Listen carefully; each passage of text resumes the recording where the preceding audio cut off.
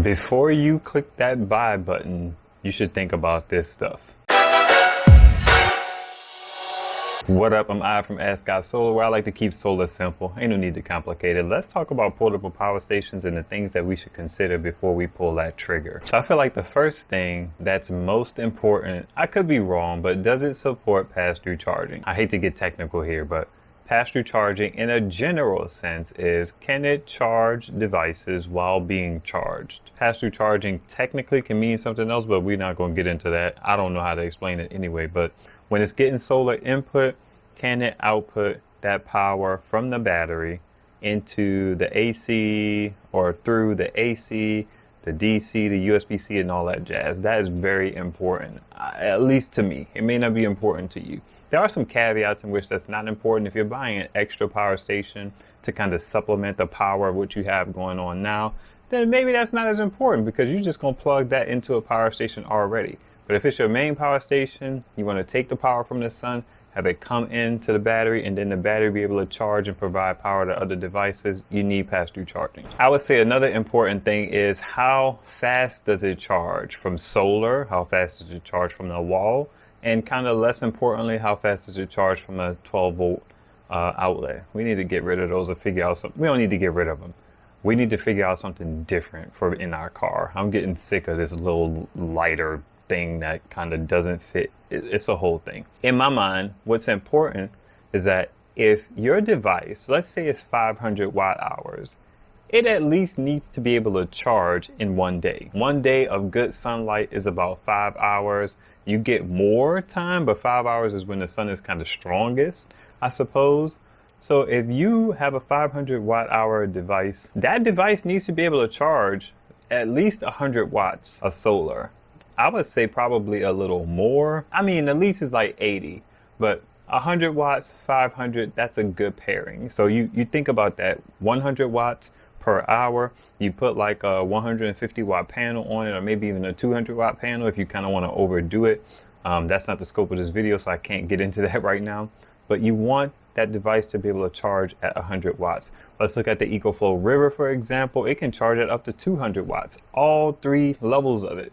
So the EcoFlow base model, which is 288 watt hours, can charge from 200 watts of solar. You'll probably get like 150, 160, 120, depending on how well you angle your 200 panels, your 200 watt panels, or your two 100 watt panels. That's pretty important. You want it to charge up at least 100 watts. Now, the other thing of that is, can it charge via USB-C? That's pretty clutch for me, because when you're in a situation where you don't have solar, or if you're using one power station to feed another, or if you're on the road or something like that, it's really convenient to have a USB-C charger, a USB-C cable, and just dump in about 60 watts to your portable power station without having to deal up with setting up a solar panels. I like the idea of being able to charge from USB-C, and you should too. The next thing on the list is, does it have a regulated 12-volt outlet? This is important because some devices like DC refrigerators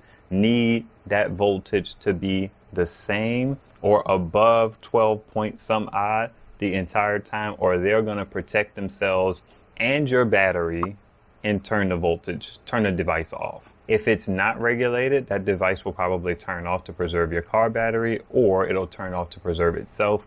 So you may think the thing's still powered, but then it's not. My old Rockpals does not have a regulated 12-volt outlet, and it's pretty much useless to me.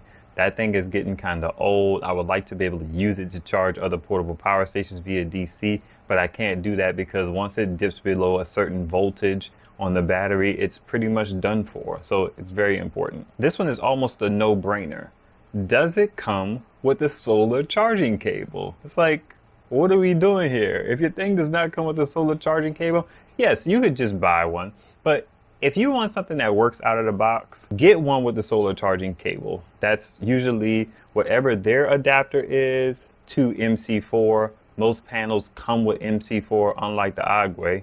It comes with 5521 and Anderson. A lot of people like Anderson though. Anderson is not waterproof, so it's not my favorite connection type. Maybe on the other end of the wire, I could deal with Anderson being there, but I don't want Anderson on my panels. I'm not a fan of that. Give me waterproof because I like rigid panels and I like them to be outside all the time. The next thing you want to pay attention to is the watt hour capacity in comparison or contrasted to the inverter capacity. One of the biggest downsides that I hear about that EB150, which everybody who has one is mostly happy with it, is the fact that it has a 1500 watt hour battery, but only has a 1000 watt hour inverter. The device is pretty old, so I can't really knock them too much, but typically you want those things to be matched because if you run a certain load and it's a high load, you could run it for at least an hour. You're not limited, even though you have the capacity in the battery. So if you have a 500 watt hour device, you typically want a 500 watt inverter with some surge because some devices surge higher and then they settle back down to their power. They may start up 495, surge to like 800, and then come back down to like 450 or something like that. So that's very important. Watt hour, watt inverter should be matched. That's how I feel about it. You also want to consider what the display shows you. You have to pay very close attention to some of these devices because they'll show you things on the display that may or may not be useful to you. Me personally, I'm not the biggest proponent of the percentage. I'm definitely not anti it, but I don't have to have it in all situations. That EV70 does not have the percentage, and it annoys me because nothing else is feeding it power. So when I have it downstairs charging in my basement, I'd like to be able to know the specific percentage that it's charging at, because it's kind of annoying, but it's not always a deal breaker for me. It's just in that specific situation, I want to be able to know the percentage. The other thing that you want to be able to know is the watts coming in, the watts going out. Maybe you want to be able to see whether or not a certain outlet is on or a connection type is on, AC, DC, 12 volt, 5521, your flashlight or whatever. It's good to have a good display screen that shows you useful information. Right now, the EcoFlow is probably one of the best screens.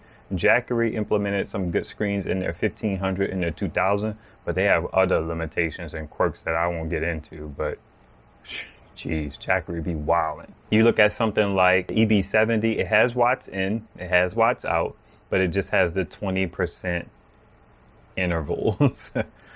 So you could be anywhere from 41% to 59%, and until you get over 61%, it won't jump up, and that's annoying. It really is. This one may seem kind of trivial, but you have to pay attention to what way your wires are coming in, and you also have to pay attention to what way your AC outlets face. Some AC outlets on, it seems like cheaper devices, they're sometimes upside down. Some AC outlets are sideways. This is very important because if you have a wall wart or a big brick to plug into one of your AC outlets, if the outlets are just a normal right side up and they're kind of close to the bottom of your device, you'll have to either cover up two of your outlets or put it in the bottom one and stack your power station on top of something so it gives the thing space to lay down, or you have to plug it in and just be irresponsible in life and risk getting a short in your wire because you're leaving it at a bad angle. And that's you shouldn't do that. Don't do that. So you may want to try getting like a extension cord extender to give you some space to get away from that awkward outlet, but pay attention to that. You also want to be mindful, like I said, where your wires go in, because where you sit your device down and how you have your solar coming in, it could be a slight inconvenience. We deal with it, but if you're mindful of that before you purchase a device, then you could kind of better inform your decisions. For example, the EcoFlow Delta, the first one, it has all the ports on the front, and then it has power input on the side, and then it has the AC outlets on the back. And I'm like, bro, what are they doing? There are some situations where that's ideal, but not a whole lot of them. I mean, having cables coming into three different sides of the device is it's a nightmare in my opinion. This other one that you need to pay attention to is your device connector charging type. There's a whole bunch. Some of the most common are 5521, which is, 5.5 millimeters by 2.1 millimeters. There's 5525, which is not as common. There's 8 millimeter, which is technically 7.9 millimeter. That is commonly on the Jackery. The 5521 is commonly on cheaper portable power stations. There's also XT60, which is on the EcoFlow series. There's Anderson, which is on some interesting one. Jackery has a couple of devices that have that port on it. Most power stations come with some type of barrel plug, and the barrel plug typically fits okay, but it's a little loose. So if you're an RVer or something like that, those things can come out relatively easy if you're driving. XT60 and Anderson, they are very snug fits. They get in there, they're in there. You have to actually physically put some strength behind it to pull those out. So just be mindful of the connector type. Also, if you have multiple portable power stations, you may want to try and find a power station that shares the connector type as your other one. That way you don't have to work as hard to change panels out and disconnect stuff when you want to charge one power station versus the other. For example, my fake Jackery, the Wackery by Chiffon, they still haven't gotten back to me. Clowns. That one takes 8mm. The EB70 takes 8mm. And if I ever got a Jackery, if they ever sent me one, that Jackery 300 is nice. That one takes the 8mm cable. So I could charge all of those devices, change them out downstairs in my basement, connected to my Rich Solar 200 watt anytime I want to.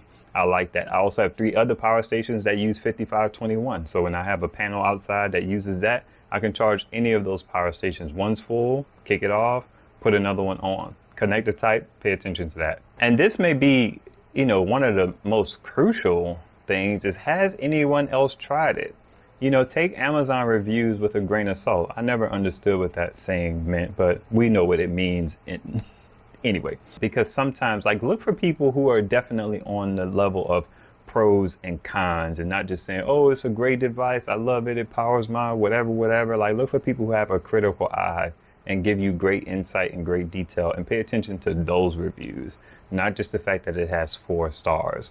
You also want to make sure you check YouTube to see if anybody has actually used it, and not just some person who got sent it to free. I don't mean to throw shade at people who get sent stuff for free, because I think that's an integrity issue more than it is a you got sent something for free and now you're compromised issue. But just make sure that if they're telling you that they love it, think about the reason why they're telling you that they love it. Did they just get it? Have they put it through its paces?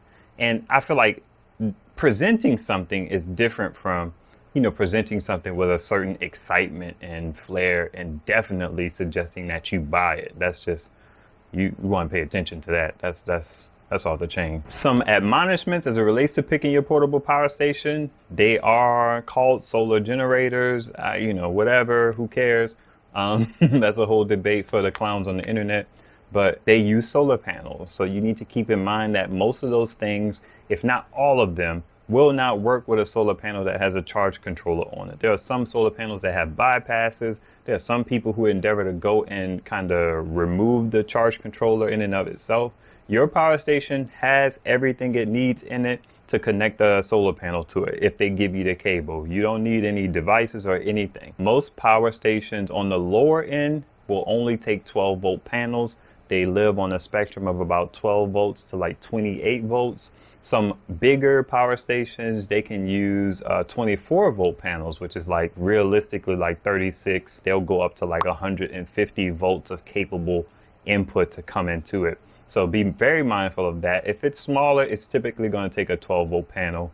You can put panels in parallel and be okay. You could watch other videos about parallel and amp limits. I have a couple that I made about the EB70, but keep that in mind. No charge controller needs to be on that dip.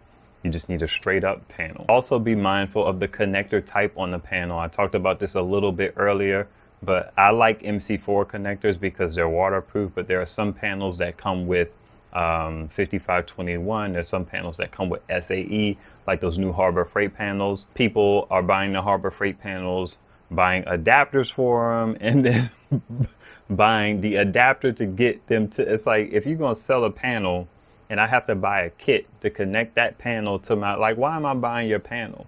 The only caveat to that is Harbor Freights are local, so you can walk into a store, get a couple panels. Maybe that's worth something to you, but I want MC4. That's how I feel about that. Are there any other considerations for buying portable power stations? If you have any suggestions, help out your fellow YouTuber down in the comments and let them know. People read the comments, they look for tips and tricks. Some of you guys are more versed in this stuff than I am. I'm only a few kind of years into this. So if you have any tips, drop them down below. It is I holla.